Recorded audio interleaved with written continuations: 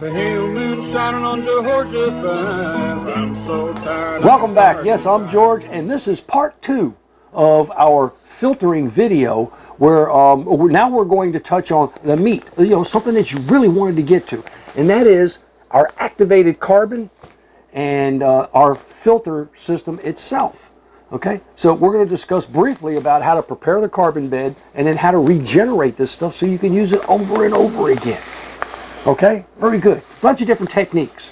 Remember, process is something you don't violate. Technique is just the way you get at it. Okay, now we're going to make our own filter, and I'm going to show you this step by step with some close-ups, and you should be able to put this together for anywhere around 25 bucks. It's not that expensive, and of course there is more than one way to do this. So, haven't said so yet, if you would subscribe if you haven't already, and I know you feel like you really want to. That's the only way that it pays the bills and keeps the lights on here, and we thank you very much. Share us with your friends, and of course comment below. All right, I'm going to use PVC. Now PVC, just like it is the same size as that commercial style stainless steel, which is optimal. If you've got stainless steel, it's probably better than PVC, but PVC is good enough. Remember, PVC is safe with ethanol as long as you're not using it in the distillating process. We are in the distillation process, not the distilling process. So there's no additional heat added to break down the PVC. So there are no fears of leaching and pulling out any of those chemicals that's used to make PVC. All right? We're only going to use this as a way to just move ethanol and water through a bed of activated carbon. Now, there are some physical dimensions that you need to adhere to, and they're really, really simple, and they are all minimums, okay? You can go up, but please do not go down. Got it? Okay. Guy in the back, wake him up.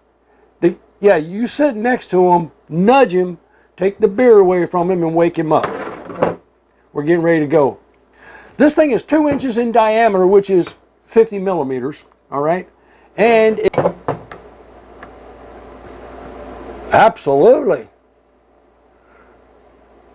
If I turn that the other way around, it'll read better.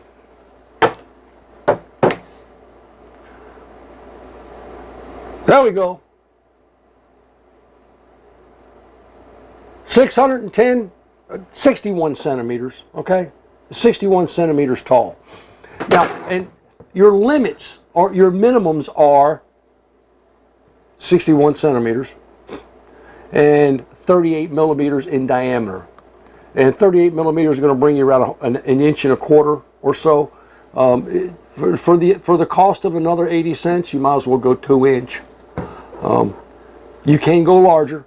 And when you go larger, remember, still keep the same length, but when you go larger, you can handle more. Now, what happens if you go too small? If you go below 38 millimeters in diameter of your pipe itself, then you suffer from what's known as the wall effect. And the wall effect is that your ethanol and water will attach itself to the wall and will fly past all of your charcoal without actually purifying, okay? There's always the case of that happening, so go a little larger and be safe. And what we're going to use for the reservoir, we're going to use a 4-inch, 100 millimeter in diameter, a piece of PVC. And this measures out to hold about 302 cubic inches of fluid, which is about 1.5 gallons, about 6 liters or so. Now, since a gallon is 231 cubic inches, this holds 302, so you got plenty of room. Now, make it bigger if you want to, all right? But I chose to just leave it at the regular 24 inches in length. You could actually use a 3-inch if you wanted to, but again, for the cost of probably about $2, the difference between 3 and 4-inch was there. It was a little bit more cost effective. All right, some of the other things that you probably need is some mesh screen. I've got a piece of mesh screen here that I took out of something that looks like this, and you'll see that, yeah, right there. Yeah, I had a bigger one It was actually a ball that opened up, and you could put, herbs and things in it, or tea, and close it up and drop it in the pot. So I pulled the mesh screen out. You want to make sure you've got a screen that is small enough where your activated carbon does not go through it or get all plugged up. Another option is one of these.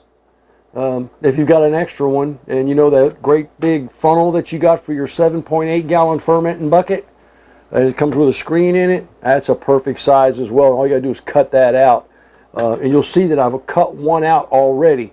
So these are the items you need. You need, of course, the 2 pieces of PVC.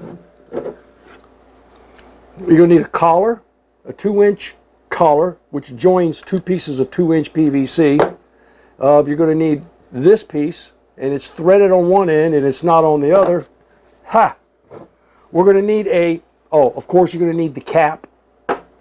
You're also going to need this. It's a 4-inch reducer from 4 inches down to 3 inches, and then from 3 inches down to 2 inches. So here's how this actually works. I mean, just in a broad brush stroke. And I'm not going to use any glue. And the reason I'm not going to use any glue is I want to be able to disassemble this thing and clean it, and it'll get at it. And if I push it hard and seal it, since there's no pressure on it, it should not leak. If it does, I'll use glue. But right now, I'm not going to use any glue at all. This is the way this works. You take your 2-inch piece of pipe, and you take your 2-inch to 3-inch adapter and push those puppies together. Very much simply. And then you take a hammer, you hit it, you beat it, you just make it nice and tight. Then you take that 3-inch adapter, the 3 to 4-inch adapter, and you place that on the end. And then give that a pop. And that should seal it up pretty much. The very end, what we'll do is we'll place the 4-inch into the 4-inch collar, and then that's what it will look like. And then this will be the reservoir, and your bed of charcoal, of carbon, will go inside this tube. Now, on the bottom of this 2-inch column here now, I'll put one of these. This is just a collar, and it's a connector. And I'm going to connect it with one of these connectors. And again, we'll just pound that on there so it doesn't go anywhere. What I've done is I've already fashioned this, and if you take this off, and here, oh, by the way, here's a close-up of what this looks like. You see I've got a screen. You see I've got a screen inside that. And what that screen is there for, see that? What that screen is there for, that screen is there to prevent any of my activated carbon from dropping down inside here and clogging up my exit port. Now, I drilled a hole in the top of the cap, and I used a tap set to tap in some threads, and I added that nipple. Now that nipple will go right in here.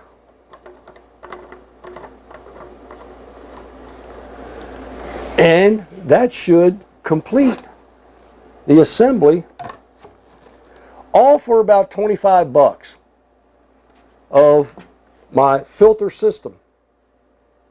Now, how do we prepare this? Oh, that is pretty tight. Activated carbon. Activated carbon works best when it is prepared correctly. So, a quick down and dirty, all right? You want to make sure that there's no air. You want to make sure it's saturated. Important. No air, and it's saturated. And of course that it's clean. So if you're using it fresh, your saturation process should help clean it. Okay, pour this into a pot and put a pound and a half, put in about 2 gallons of water, and have that hot water, have that heated up, stir it quite a bit.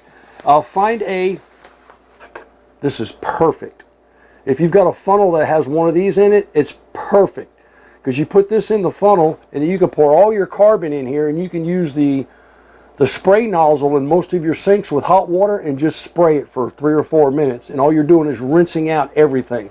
And you'll notice at the very beginning, you get some dust that comes out. That's quite all right. That's there, but that will come out. but you'll rinse out all of the impurities that are left over after the processing. And they do an acid wash to clean this, but they may not get it all out. That's quite all right.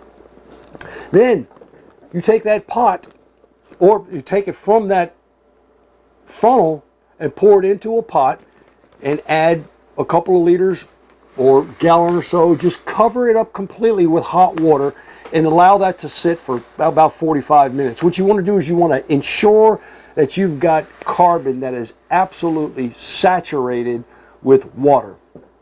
I know it sounds counterintuitive, doesn't it? You want it totally saturated with water. All right? Now, next, we're going to take that totally saturated carbon and we'll have our reservoir removed, and we're going to pour that into our filter. And as we pour it into the filter, we're going to give it a shake every now and then to make sure that we're packing all of that carbon inside here so that there are no empty cavities and spaces, and it packs up nice and tight. Pour it all in there, and yes, what's going to happen? The water should run out the bottom. Now, one of the other aspects of the efficiency of a filter is flow rate. And if you have a 1/4 to 3/8 nipple on the bottom, and if you're using a 2-inch column, there is a measurement for flow rate based on volume, based on distance. But if you're using a 3/8 to a 1/4, your flow rate is just about right. And so you allow all that water to flow out. So far, so good. And then you immediately replace your reservoir, mount this in some manner. And to me, the easiest way to mount this is just strap it from here to the side of a work desk or something. Find your own way. There are other many different methods. And then fill this. Now, you want to have constant flow with no air. And when it starts to flow, at the beginning of the flow, what's going to come out of your valve or your small nipple on the very bottom? The first thing that's going to come out is water. All you need to do is pay attention to it. And as you just sit in front of it, you can guess kind of how much water is going to come out of that based on how much you put in there. But you just sit in front of it, and every couple seconds you put your finger on it and taste it. And as soon as it will turn from water to alcohol at the right there's a definite cut. There is no blending or it gets stronger and stronger and stronger and stronger until it's pure.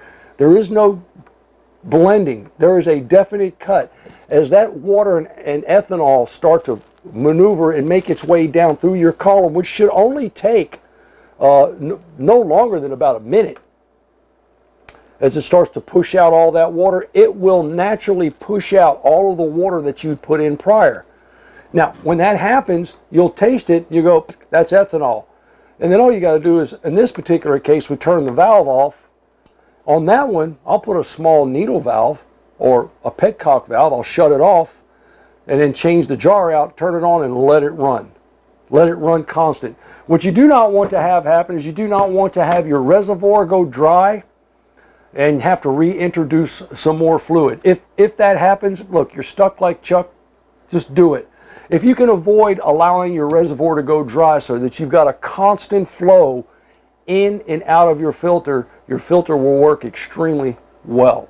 If you get any air trapped in there, you'll start to have pockets of air that'll build up, and you could potentially have a lack of efficiency in the long run. Wow, we've covered quite a bit in 17 minutes so far. And this is as far as we got. This, my friends, will set you free. Now, do I filter or do I not filter? It's totally up to you. We are here to support you. Please comment below, share us with your friends. Oh yes, and as always, may your shine be polished. May you be happy. And, oh, of course, happy distilling.